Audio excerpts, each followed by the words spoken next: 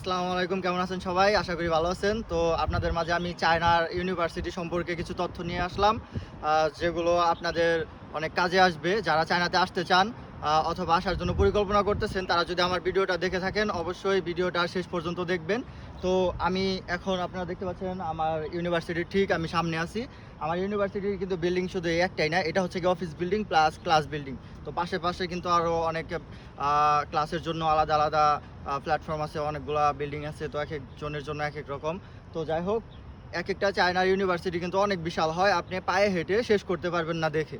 তো আমি আপনাদের যে তথ্যগুলো দেওয়ার জন্য আজকে আসছি আপনাদের সামনে, আমার কিছু ভাই বেরাদার বাংলাদেশ থেকে অনেকবার রিকোয়েস্ট করতেছে, তো তাদের জন্য আর কি এই ভিডিওটা করা, যে আসলে চায়নাতে কিভাবে যাব এবং চায়নাতে খরচ কেমন এবং খাওয়া দাওয়া কেমন, চায়নার কালচার কেমন, এই সব কিছু আসলে এক ভিডিওতে বলা সম্ভব না। তো আমি ছোট আকারে আপনাদেরকে জানাতে চাই, চায়নাতে এসে আপনি যদি কোর্সটা কমপ্লিট করতে চান, যে কোনো কোর্স, ডিপ্লোমা করতে চান, আপনি ব্যাচেলার করতে চান অথবা মাস্টার্স করতে চান, বাংলাদেশের তুলনায় আপনার চায়নাতে আইসা করা অনেক ভালো মনে করি আমি। কারণ আপনার এখানে খরচ কম, চায়নাতে খরচ কম, আপনি একটা উন্নত লাইফস্টাইল পাবেন, আপনি লাইফটাকে এনজয় করতে পারবেন, পড়াশোনা করতে পারবেন এবং অনেক কিছু শিখতে পারবেন। এবং চায়নার কালচার আসলে সত্যি অনেক ভালো।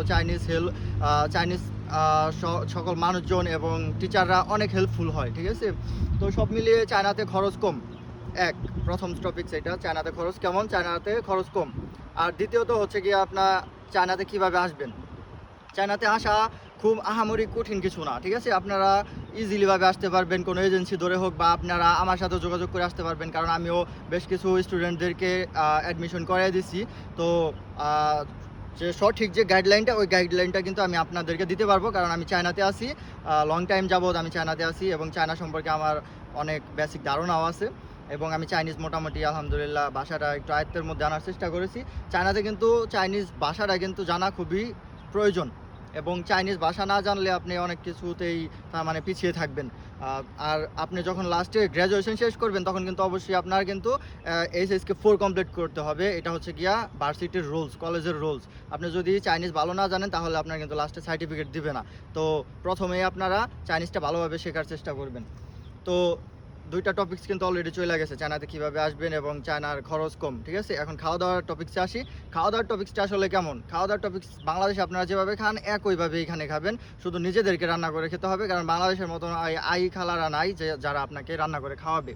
তো এই হচ্ছে গিয়া অবস্থা। আপনারা গরু, মাছ, মাংস এগুলো সব পাবেন, হালাল হারাম সব পাবেন, ঠিক আছে? হালালটাও পাবেন, অনলাইনেও পাবেন, অফলাইনেও পাবেন।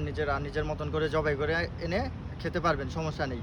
তো অ্যাপ্লাই করার যে সিস্টেমটা, এটা কিন্তু আপনারা আসলে এইভাবে, আমি কিভাবে বলবো, সব কিছু ইনফরমেশন তো এক ভিডিওতে দিলে ভিডিওটা লং হয়ে যাবে। তার জন্য আপনাদের যদি কোনো প্রশ্ন থাকে আপনারা আমাকে ইনবক্স করবেন, কমেন্ট করবেন, আমি আপনাদেরকে কমেন্টে রিপ্লাই দেবো, উত্তর দিব, ঠিক আছে? আপনারা যেভাবে আমাকে সাপোর্ট করতেছেন আশা করি আপনারা আমাকে সাপোর্ট করে যাবেন। আল্লাহ হাফেজ, ভালো থাকবেন।